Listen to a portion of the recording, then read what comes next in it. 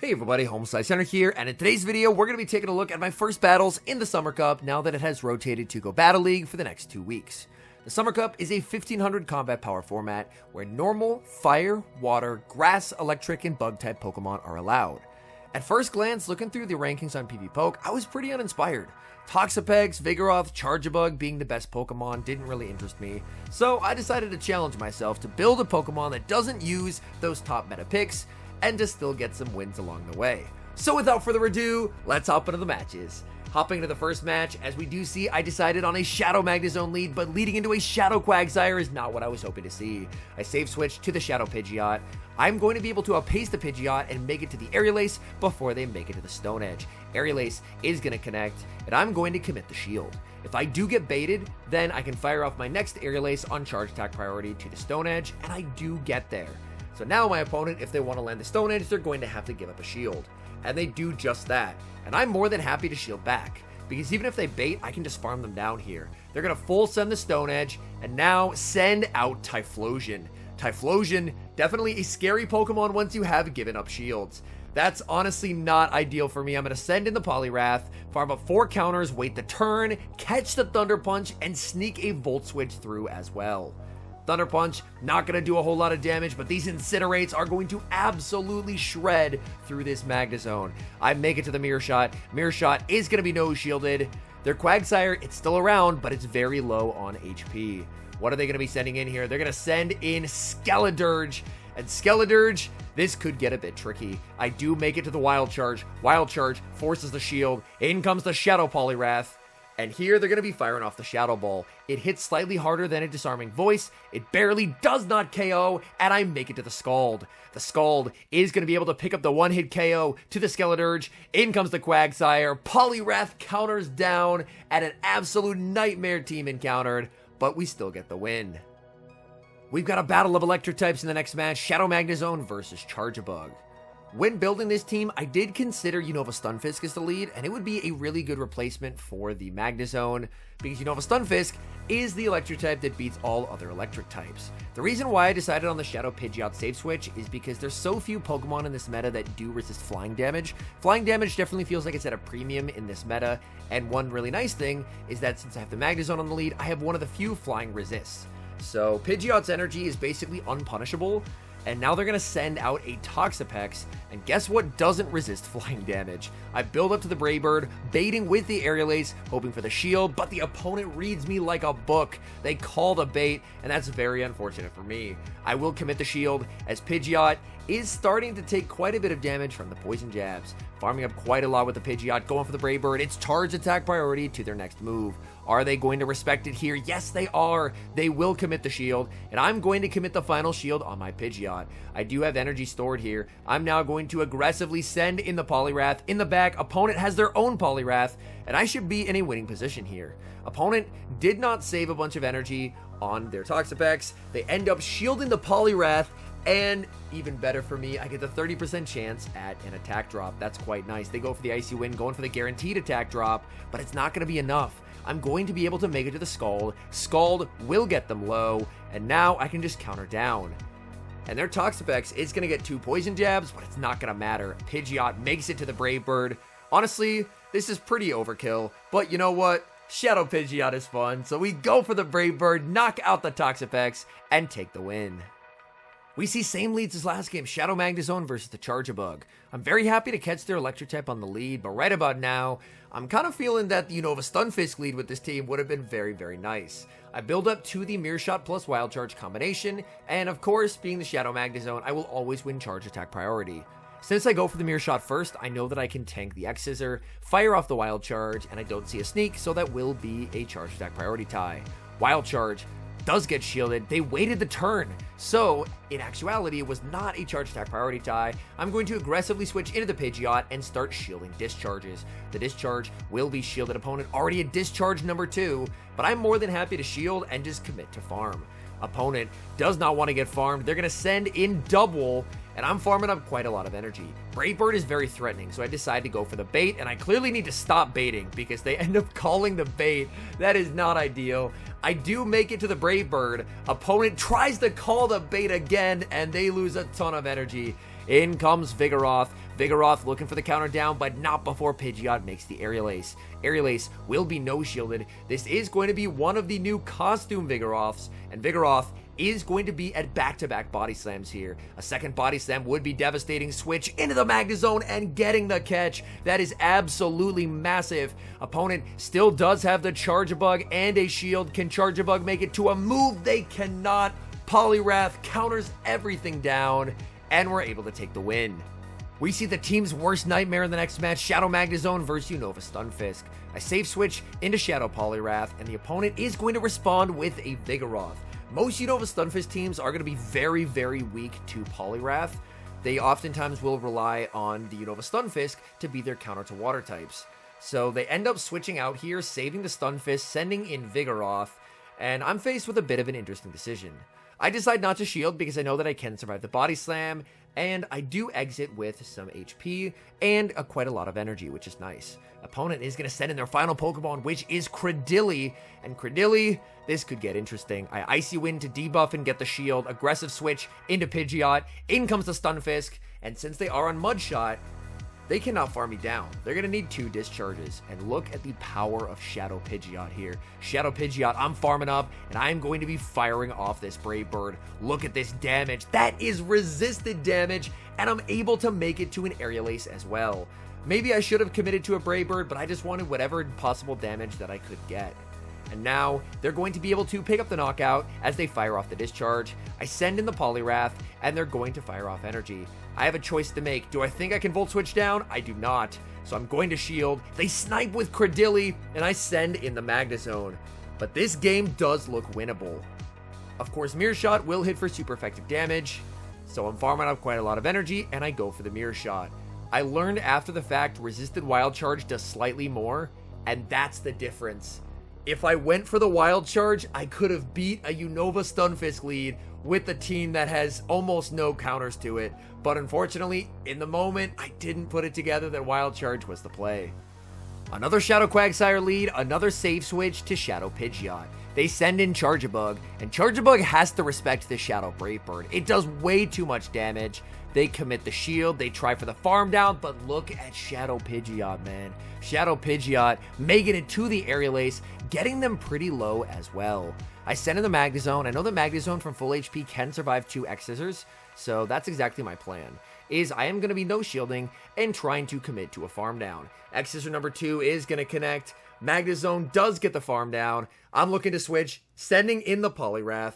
Poliwrath, this should only be an Aqua Tail, so I am going to no-shield, not going to be a Stone Edge, but they're running Mud Bomb! They're running Mud Bomb! Oh my goodness! Quagsire on Mud Bomb, you absolutely hate to see it. Normally, Poliwrath is a complete wall to Quagsire energy, but unfortunately not today. I decide I'm just going to go for farm here on the Poliwrath. I'm just going to shield everything because it seems like they're weak in the back. And right on cue, there is Vigoroth. I fire off the Scald. That connects, dealing massive damage. I'm going for Scald number 2. And guess who has energy on this Magnezone? I can send back in the Magnezone, go for the Wild Charge. This is going to be goodbye to that Vigoroth.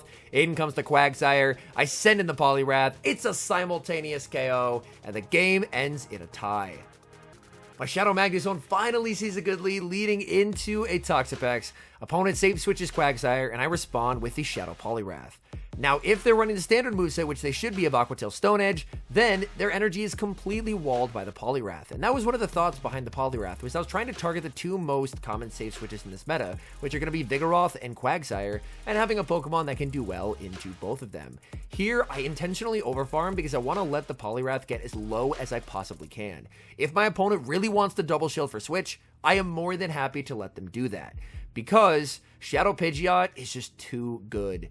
Shadow Pidgeot, this energy is just so valuable. In this instance, since they're double debuffed, and I know they're Aqua Tail Stone Edge, I'm actually going to send in the Magnezone. So I send in the Magnezone, they throw the Aqua Tail, they're going for another charge attack. Another Aqua Tail would come very close to knocking out here, so I am barely going to hang on. Aggressive switch into the Pidgeot because I wasn't sure if my Volt Switch had quite KO'd there, and now it's going to be Pidgeot versus the Toxapex.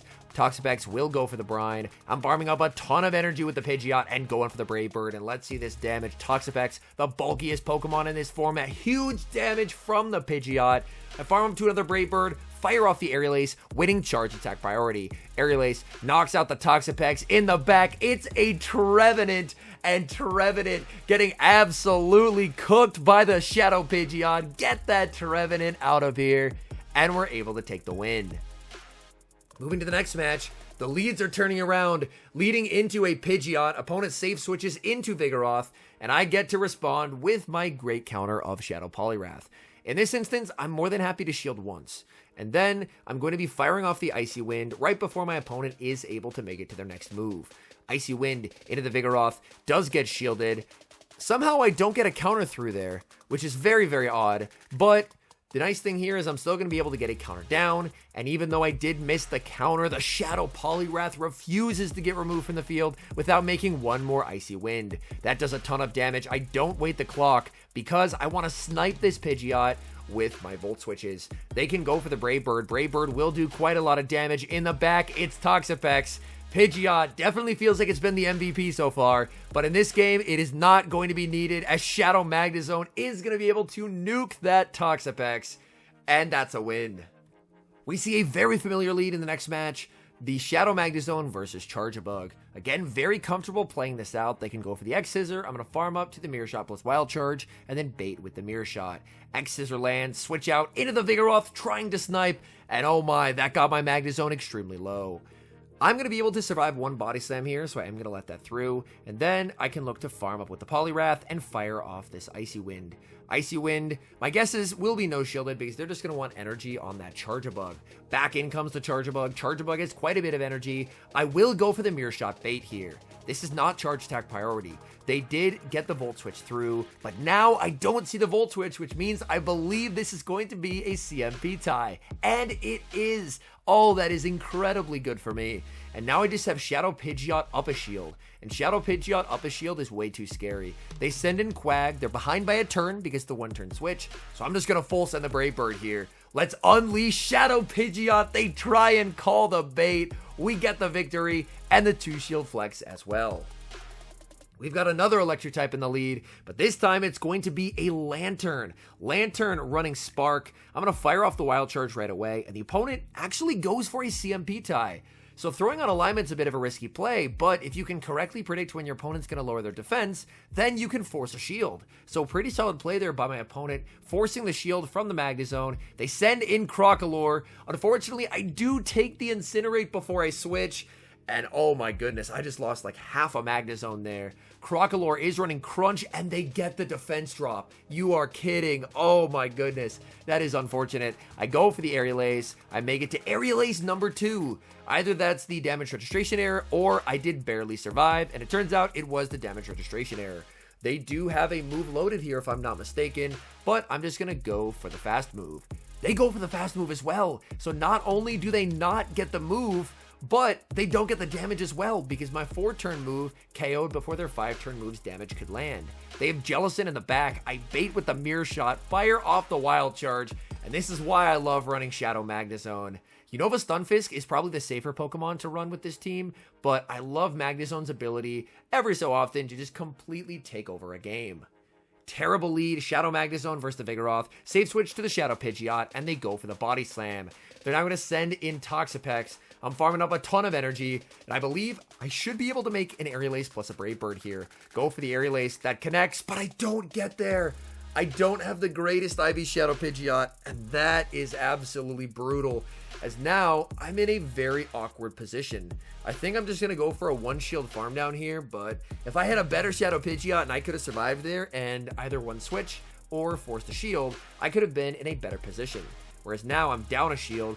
I go for the Mirror Shot because, of course, if I debuff myself, then the counter might KO. They call the bait. And at this point, this is probably just lost. They have to have a counter to fighting in the back. They call it again. It's the Tentacruel in the back. And yeah, at this point, I just need to be banned from ever throwing a bait move ever again for the rest of my Go Battle League career. Final match, Shadow Magnezone versus Toxapex. The safe switch into the Vigoroth, and I'm going to respond with the Poliwrath. I decide to commit the shield here. because I can now overfarm and fire off the Icy Wind. And even if they decide to let this through, as I do accidentally end up missing a bunch of bubbles, but realistically, it's not going to matter a ton whether I miss the bubbles or not because the Vigoroth was very low. But even if they do let this go, I still have a very healthy Poliwrath, and this can actually be quite annoying for Toxapex. Look at this. Poliwrath is going to fire off the Scald. Scald does some decent damage. I get the 30% debuff chance from the Scald. They're trying to farm down, and now I get to make it to another Scald. Purely off resisted damage. They're in the red. In the back, it's a Trevenant, and I took a moment there just to visualize the pain that Trevenant was about to have. Get to send in the Shadow Pidgeot, and the opponent will concede the match instantaneously. All in all, I had a ton of fun getting to run this team. I can't remember my overall record for the day, but I know it was pretty positive. I want to say like 15 wins, 9 losses, and a tie, I think. Ended up getting my starting elo, and at day's end, it climbed to 2248 elo. So overall, pretty decent. Not the highest starting elo, not the worst starting elo ever either. So overall, the team, for using 0 of the top meta picks, I feel like it did have some pretty nice synergy. The team could probably be improved by adding some of those more meta Pokemon, but I did really want to challenge myself. I know that this is a Vigoroth Cup and a Toxapex Cup and a Trevenant Cup and a Quagsire Cup as well, just to not use those Pokemon and to try and build a team thinking outside the box, and ended up with triple shadows and ended up going quite positive on the day overall. So I did have a lot of fun with it. As I mentioned, I don't know if I'd recommended this exact team. I think there's improvements that can be made, like potentially Unova Stunfisk instead of the Shadow Magnezone, just so that way you aren't completely weak to an opposing Unova Stunfisk. And adding one of those top tier meta Pokemon could probably make the team a little bit better, but I would argue it probably wouldn't make the team quite as fun. Anyways, thank you guys so much for watching. If you're enjoying the content, make sure to leave a like and subscribe to the channel if you haven't.